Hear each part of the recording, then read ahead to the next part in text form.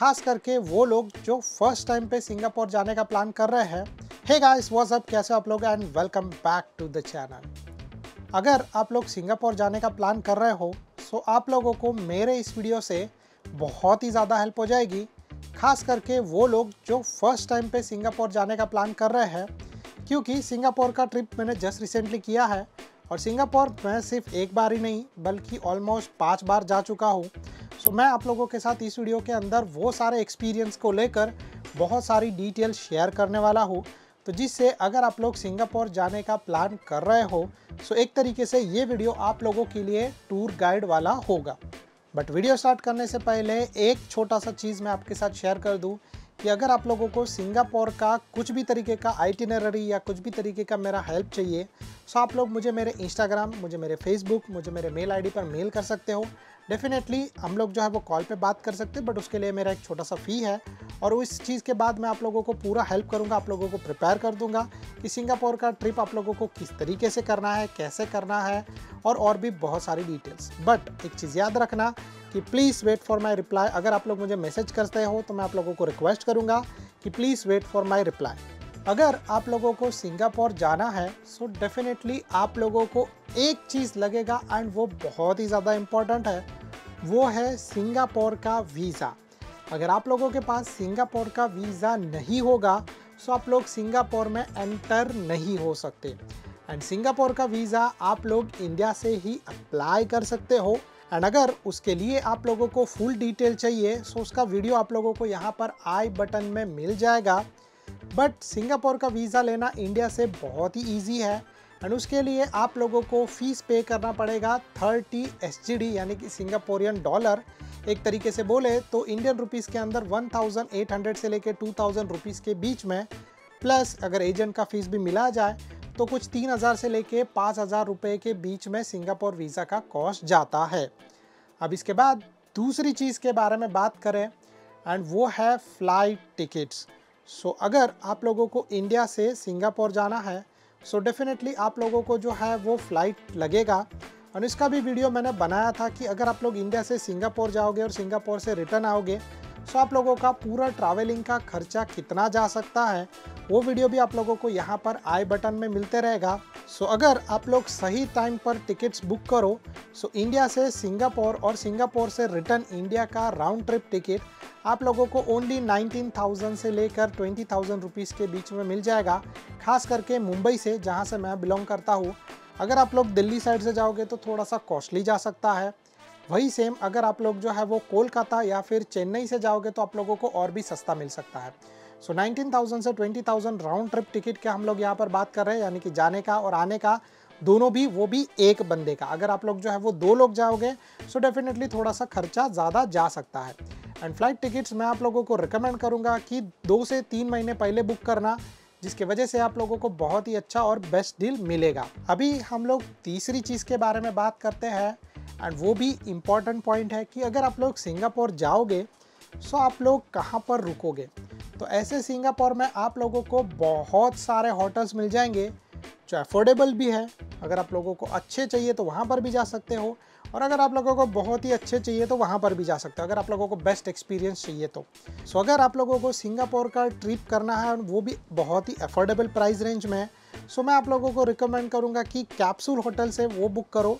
वो आप लोगों को बहुत ही सस्ते मिल जाएंगे और डेफिनेटली वो है ऑल ओवर सिंगापुर अवेलेबल भी है।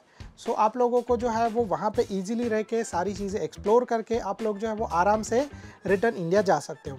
बट अगर आप लोग एज अ कपल जा रहे हो सो आप लोगों को ऐसे बहुत सारे 2 स्टार्स और 3 स्टार्स होटल मिल जाएंगे जो अफोर्डेबल प्राइस रेंज में भी आते हैं। सो फॉर एग्जांपल अगर आप लोग जो है वो ऐसे अफोर्डेबल होटल्स बुक करोगे सो वैसे होटल्स अगर आप लोग बुक करोगे तो आपका खर्चा जा सकता है, पकड़ लो 3 रात का और 4 दिन का, ऑलमोस्ट पकड़ लो 20,000 से लेके 30,000 रुपीज़ के बीच में। अगर वही सेम चीज़ आप लोग जो है वो 4 स्टार होटल के लिए जाओगे तो उनका कॉस्ट बढ़ सकता है। बट इसमें भी अगर डिपेंड करता है कि आप लोग जो है वो अपने हिसाब से कौन से होटल के लिए जा रहे हो।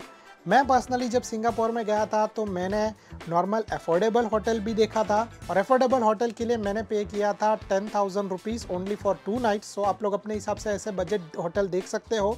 ज़्यादा करके मैं आप लोगों को रिकमेंड करूँगा कि ट्राई करो लिटिल इंडिया के आसपास का प्लेस या फिर जो है वो चाइना टाउन के आसपास का प्लेस। वहाँ पे आप लोगों को होटल सस्ते मिल जाएंगे। और 4 स्टार एंड 5 स्टार तो डेफिनेटली थोड़े से कॉस्टली होते ही है। तो 5 स्टार होटल भी हम लोगों ने विजिट किया था, बट जिसका जो 1 नाइट के लिए हम लोगों को पे करना पड़ा था वो था 60,000 रुपीज़। तो हम लोग जो है वो सिंगापुर की पॉपुलर होटल, सिंगापुर की पहचान, जिसका होटल का नाम है मरीना बे सैंड्स, वहाँ पे जाके हम लोग रुके थे। वो स्पेशली जो है वो मेरी वाइफ का बर्थडे था और मैंने उसको सरप्राइज़ दिया था। बट स्टिल अगर आप लोगों को जो है वैसा एक्सपीरियंस चाहिए तो वैसा एक्सपीरियंस के लिए भी जा सकते हो। अभी इसके बाद हम लोग बात करें कि सिंगापुर जाने के लिए बेस्ट टाइम कौन सा होता है। तो अगर आप लोग सिंगापुर जा रहे हो सो कौन सा टाइम पे जाना आप लोगों के लिए बेस्ट रहेगा। तो वैसे मैंने सिंगापुर जो है वो अब तक जितनी भी बार विजिट किया है डिफरेंट टाइम में किया है। और ट्रस्ट मी, सिंगापुर जो है वो ऐसा डेस्टिनेशन है जहाँ पर आप लोग कभी भी कौन से भी टाइम पर जा सकते हो और हर टाइम पे आप लोगों को जो है वो अलग एक्सपीरियंस मिलेगा। तो जब मैं पहली बार गया था 2018 में तभी कुछ अलग एक्सपीरियंस था, जब 2019 में गया था तभी कुछ अलग एक्सपीरियंस था, जब 2019 में फिर से गया था तभी कुछ अलग से एक्सपीरियंस था, क्योंकि वहाँ पर जो सारी चीज़ें हैं वो बदलती रहती है। और जब 2022 में गया था तभी भी अलग एक्सपीरियंस था और 2023 में गया था तभी भी कुछ अलग एक्सपीरियंस था। तो आप लोग जो है वो अपने हिसाब से किसी भी टाइम पर जा सकते हो। बट अगर आप लोग सिंगापुर जाने वाले हो तो एक चीज़ के बारे में ध्यान रखना कि सिंगापुर में ऑलमोस्ट एवरी डे जो है वो शाम को 4 या 5 बजे के बाद बारिश होना स्टार्ट हो जाता है। मतलब ऐसा नहीं कि रोज़ ही बारिश होता है, बट ज़्यादा करके जो है वो बारिश होने के चांसेस शाम को है। सो अगर आप लोग इंडिया से जाने का प्लान कर रहे हो तो अपने साथ अम्ब्रेला कैरी कर लेना, क्योंकि वो वहाँ पर आप लोगों को जो है वो होटल वाले मोस्ट प्रोबेबली नहीं प्रोवाइड करते। बट अगर जो है अच्छा होटल लिया है तो डेफिनेटली आप लोगों को मिल जाएगा। एंड आपके साथ जो है वो लेके जाना वो बेस्ट ऑप्शन होता है, क्योंकि सिंगापुर में एवरीथिंग इज़ कॉस्टली। अब हम लोग बात करें कि अगर आप लोगों को सिंगापुर जाना है तो कितने दिन का आप लोग आइटिनरी बनाओ। सो मेरे हिसाब से अगर आप लोग फर्स्ट टाइम जा रहे हो और आप लोगों का जो है वो बजट ट्रिप है, सो डेफिनेटली मैं आप लोगों को रिकमेंड करूँगा 3 नाइट और 4 दिन का प्लान करो। या फिर अगर आप लोग थोड़ा सा अफोर्ड कर सकते हो तो 5 से 7 दिन का आइटिनरी भी बना सकते हो। तो सिंगापुर घूमने के लिए 3 से 4 दिन का टाइम भी इनफ हो जाता है। बट अगर आप लोग सारी चीज़ें सही तरीके से एक्सप्लोर करना चाहते हो सो डेफिनेटली 5 से लेकर 7 दिन का टाइम आप लोगों के लिए बेस्ट रहेगा। और एक और बात आप लोगों को बता दूं कि चलने का आदत अभी से डाल दो, क्योंकि जब आप सिंगापुर जाओगे तो आप लोगों को बहुत ही ज़्यादा चलना भी पड़ेगा। अगर वैसा नहीं करना है तो बाकी सब चीज़ों के कॉस्ट आप लोगों को बहुत ही ज़्यादा देना पड़ेगा। तो चलना एक अच्छा एक्सरसाइज भी है और अगर आप लोग सिंगापुर घूमने जाओगे तो चलने का आदत भी होना चाहिए। अब इस छोटी सी आइटिनरी के बारे में बात करें तो डेफिनेटली उसके अंदर आप लोगों को बहुत सारी जगह पर जाना पड़ेगा फास्ट जो है वो, और आप लोगों को बहुत सारी चीज़ें जल्दी से एक्सप्लोर करनी पड़ेगी। नहीं तो फिर जो है वो आप लोगों को इंडिया रिटर्न जाना पड़ेगा और फिर से एक बार सिंगापुर का ट्रिप करना पड़ेगा। और अगर आप लोग जो है वो 5 से 7 दिन के लिए जा रहे हो तो डेफिनेटली आप लोग जो है वो अपना रिलैक्स हॉलीडेज इंजॉय कर सकते हो। अगर आप लोग एज अ कपल जा रहे हो, हनीमून करने के लिए जा रहे हो, सो डेफिनेटली मैं आप लोगों को 5 से 7 दिन का आइटिनरी रिकमेंड करूँगा। अगर आप लोगों को सिंगापुर का आइटिनरी के रिगार्डिंग कुछ भी तरीके का हेल्प चाहिए तो आप लोग मुझे मेरे इंस्टाग्राम, मुझे मेरे फेसबुक या फिर मुझे मेरा मेल आईडी पर मेल कर सकते हो और आगे का सब चीज़ हम लोग वहाँ पर मैं आप लोगों के साथ शेयर कर दूँगा। बट ये 5 से 7 दिन का आइटिनरी रहेगा एकदम से रिलैक्स, और एज अ कपल आप जा रहे हो तो इट्स रियली गुड, क्योंकि आप लोग वहाँ पर बहुत सारी चीज़ें अच्छे से एक्सप्लोर भी कर सकते हो, 1-2 दिन वहाँ पर रिलैक्स भी कर सकते हो और फिर अच्छा या फिर बेस्ट सिंगापुर का एक्सपीरियंस देखने के बाद आप लोग रिटर्न भी आ सकते हो। अब इसके बाद हम लोग बात करते हैं फूड या फिर खाने के बारे में। तो सिंगापुर में आप लोग जाओगे और अगर आप लोग नॉन वेजिटेरियन हो तो आप लोगों को बहुत सारे ऑप्शंस मिल जाएंगे, आप लोगों को ट्राई करने के लिए भी मज़ा आएगा और सिंगापुर का खाना आप लोगों को पसंद भी आएगा। बट अगर आप लोग वेजिटेरियन हो तो आप लोगों को थोड़ी सी दिक्कत आ सकती है। ऐसा नहीं है कि वेजिटेरियन खाना से आप लोगों को सिंगापुर में नहीं मिलेगा, बट आप लोगों को जो भी खाना मिलेगा उसमें आप लोगों को बहुत ही लिमिटेड चॉइसेस मिलेगी। और अगर आप लोग जो है वो नॉन वेजिटेरियन रहोगे सो डेफिनेटली आप लोगों को वहाँ पर बहुत सारे वैरायटीज़ के अलग अलग फ्लेवर्स वाले, अलग अलग टेस्ट वाले जो है खाना टेस्ट करने के लिए मिलेगा। अब चाहे वो आप लोग स्ट्रीट फूड ट्राई कर लो, चाहे आप लोग जो है वो MRT स्टेशन यानी कि मेट्रो स्टेशन के आसपास में बहुत सारी सस्ती बजटेड होटल्स रहती, रेस्टोरेंट्स रहते हैं, आप लोग वो ट्राई कर सकते हो। या फिर जो है वो आप लोग अच्छा सा क्यूजिन ट्राई करना चाहोगे, बट उसके लिए जो है आप लोगों को बहुत ही ज़्यादा कॉस्ट पे करना पड़ेगा। अगर आप लोगों को अपनी वाइफ को डेट करना है सो एक तरीके से पकड़ लो कि पर पर्सन 70 से लेके 100 SGDs के आसपास जा सकता है। बट स्टिल ये जो एक्सपीरियंस रहेगा वो वन ऑफ द बेस्ट हो सकता है एंड उसमें आप लोगों को मज़ा भी आएगा। और मैं आप लोगों को रिकमेंड भी करूँगा कि अगर आप लोग अफोर्ड कर सकते हो तो definitely go for it. But अगर वैसा नहीं है सो कोई बात नहीं है, और वेजिटेरियन लवर्स के लिए मैं आप लोगों को बोल दूं कि इंडियन, जब आप लिटिल इंडिया में जाओगे तो आप लोगों को इंडियन फूड मिल जाएगा, yet it's very much costly. Like जब मैं 2019 में गया था और वहाँ पर मैंने मतलब साउथ इंडियन एक डोसा लिया था, सो उस डोसा के लिए मैंने तभी वो टाइम पे किया था कुछ 10 SGDs, मतलब 600 रुपया एक डोसा के लिए। So still it's too much, but मैं आप लोगों को बोलूँगा कि वेजिटेरियन के भी ऑप्शंस वहाँ पर अवेलेबल है। और उसके साथ साथ मैं आप लोगों को ये भी बोलूँगा कि आप लोग अपने साथ कुछ जो है पैकिंग फूड भी लेके जाना जो जल्दी से ख़राब नहीं हो। सो मे भी हो सकता है कि अगर आप वेजिटेरियन हो तो स्पेशली मैं रिकमेंड करूँगा कि कुछ चिप्स या क्रैकर्स या फिर बिस्कुट्स या वैसा चीज़ लेके जाओ, तो आप लोगों को वहाँ पे हेल्प हो जाएगा। और वहाँ पे आप लोगों को जो है वो ब्रेड भी मिल जाएंगी खाने के लिए और बटर तो भी मिल जाएगा, तो आप लोग वैसा चीज़ लेने के बाद जो है वो अपना बोलते हैं ना कि गुजारा 1-2 दिन के लिए कर सकते हो। नेक्स्ट चीज़ के बारे में बात करें तो डेफिनेटली ये चीज़ भी बहुत इंपॉर्टेंट है कि सिंगापुर आप जब जाओगे तो आप लोगों को सिंगापुर घूमना है, सो उसके लिए आप लोगों को ट्रांसपोर्टेशन यूज़ करना पड़ेगा। अब ट्रांसपोर्टेशन में मैंने हर तरीके के ट्रांसपोर्टेशन यूज़ किए हैं सिंगापुर के अंदर।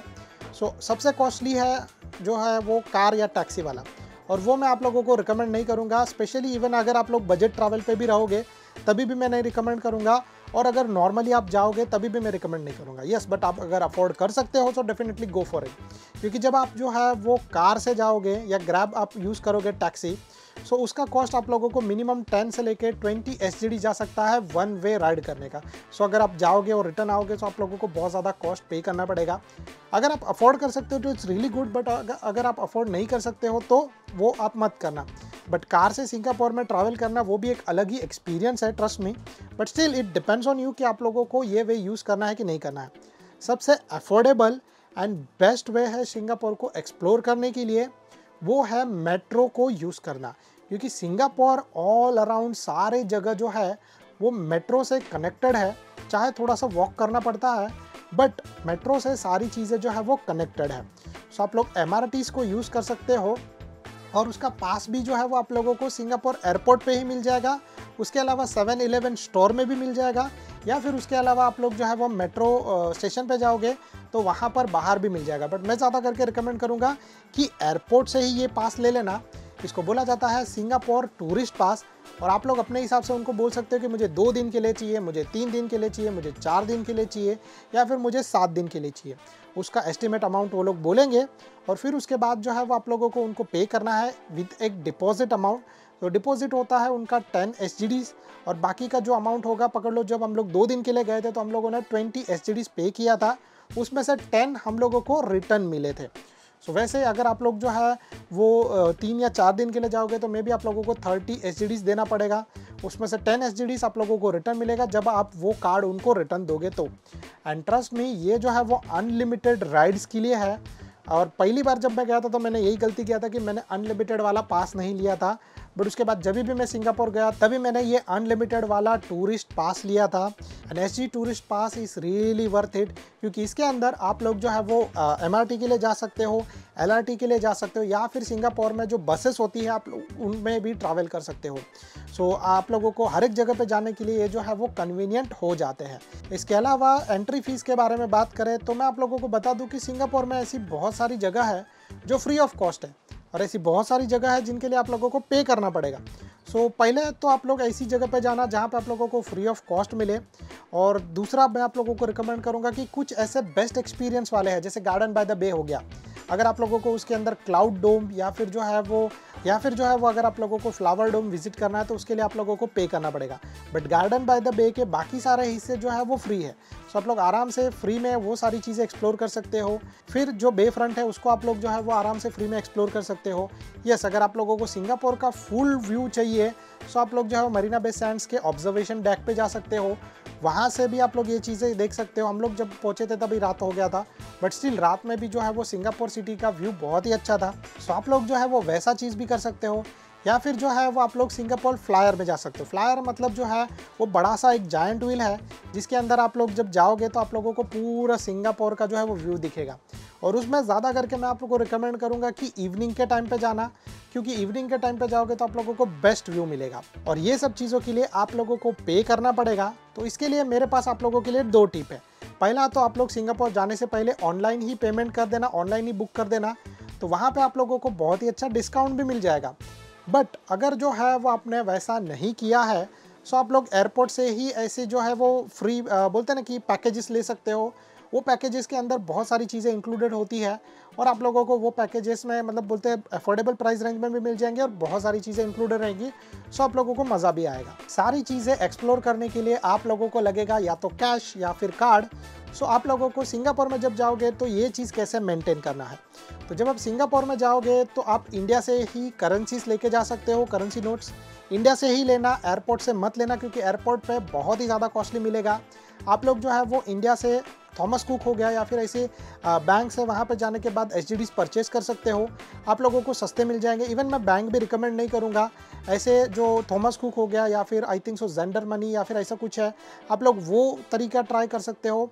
वहाँ से आप लोगों को एसजीडीज मिल जाएंगी और वो एसजीडीज अपने साथ रखना। ज़्यादा करके मैं आपको बोलूँगा कि कुछ समवेयर अराउंड 200 एसजीडीज तक कैश कैरी करना और बाकी फॉरेक्स कार्ड ले लेना। फॉरेक्स कार्ड के अंदर चाहिए तो आप लोग अगर अकेले जा रहे हो तो 200-300 एसजीडीज रखना। अगर आप लोग जो है वो अपने फैमिली के साथ जा रहे हो सो डेफिनेटली मैं आपको बोलूँगा कि आपके फैमिली के जो साइज़ है उसके हिसाब से बट ट्राई करना कि 500 to 1000 एसजीडीज या फिर उससे ज़्यादा आप लोग अपने साथ कैरी करो। क्योंकि क्या है ना कि ऐसी बहुत सारी जगह है जहाँ पर आप लोगों का कार्ड नहीं चलेगा, आप लोगों को कैश यूज़ करना पड़ेगा। और ऐसी बहुत सारी जगह है जहाँ पर अगर आप लोग अपना नॉर्मल क्रेडिट कार्ड स्वाइप करोगे सो आप लोगों को बहुत सारा जो ये ट्रांजैक्शन का फ़ी है वो लगेगा। सो मैं आप लोगों को बोलूँगा कि अपने साथ एक फॉरेक्स कार्ड भी रखना जिसके अंदर एक कुछ अमाउंट रखना और साथ में कुछ कैश भी कैरी करना, जो आप लोग जो है वो बहुत सारी चीज़ें या फिर बोलते हैं ना सोविनियर जब आप लोगे तो वो चीज़ों में पे करने के लिए आप लोग अपने साथ ले सकते हो। अब फाइनल में यहाँ पर बात करें कि ये सारी चीज़ों का आप लोगों को खर्चा कितना जा सकता है।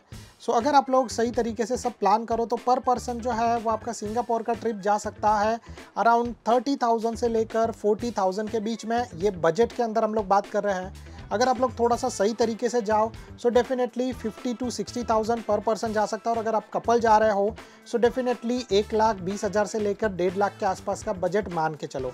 इससे ज़्यादा भी जा सकता है, उससे कम भी जा सकता है, बट डिपेंड करता है आपके ऊपर कि आप लोग किस तरीके से खर्च कर रहे हो। ज़्यादा करके अगर आप लोग बजट मोड में जाओगे सो 1 लाख के अंदर 2 लोगों का काम हो सकता है। बट अगर आप लोग जो है वो जैसे कि आप लोग का खाना अपने साथ लेके जाओ थोड़ा बहुत, उसके अलावा आप लोग जो है वो बहुत सारी जगह को एक्सप्लोर तो करो बट उसमें से फ्री वाली चीज़ें ज़्यादा रखो। प्लस फ्लाइट टिकट्स हो गया, जो आप 2-3 महीने पहले बुक कर रहे हो तो आप लोगों को सस्ता मिल गया। होटल जो है वो आपने पहले बुक किया जिसकी वजह से आप लोगों को सस्ता डिस्काउंटेड प्राइस में मिल गया। सो इन सब चीज़ों का अगर आप लोग जो है वो कॉस्ट करो तो आप लोगों का 2 लोगों का 1 लाख तक भी बजट जा सकता है। बट अगर आप लोग जो है वो ये थोड़ा सा हनीमून टाइप से कर रहे हो सो डेफिनेटली आप लोगों का खर्चा थोड़ा सा ज़्यादा जा सकता है। So guys that it from my side. अगर आप लोगों को ये वीडियो पसंद आ रहेगा तो please do like and subscribe to our channel. अगर आप लोगों को किसी भी चीज़ का कोई भी तरीके का डाउट है तो आप लोग नीचे कमेंट कर सकते हो या फिर मुझे मेरे इंस्टाग्राम, फेसबुक या फिर मेरे मेल आईडी पर मेल कर सकते हो। एंड वन मोर रिक्वेस्ट कि please wait for my reply. Thank you so much guys for watching. Bye bye and good luck.